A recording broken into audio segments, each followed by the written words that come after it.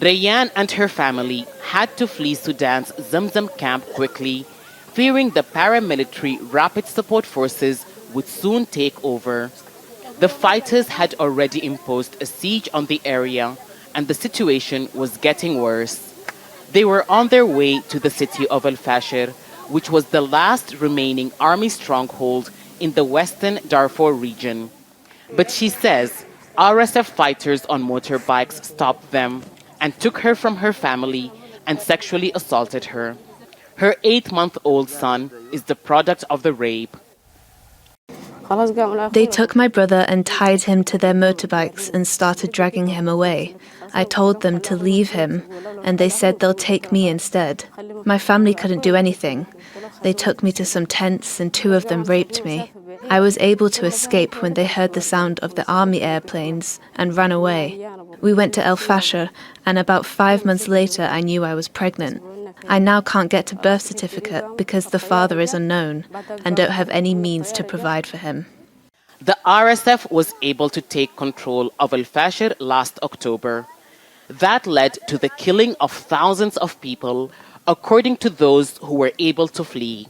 The UN's Human Rights Office says that sexual violence and rape were also used as weapons of war during the takeover of the city. For the survivors of sexual violence who've been able to find refuge in camps like this, the trauma of what they went through is made worse by the trauma of displacement. Dozens of cases of rape and other sexual crimes have been reported by women and girls escaping the RSF in el-Fasher. But the UN and other rights groups say the real number is likely much higher. Safiya Abdelbagi escaped el-Fasher the day the RSF overran it.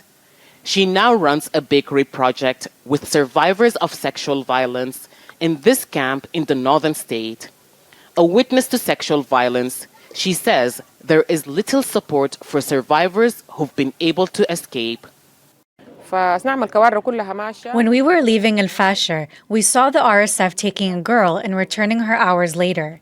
She was bloodied and only cried and said they raped her.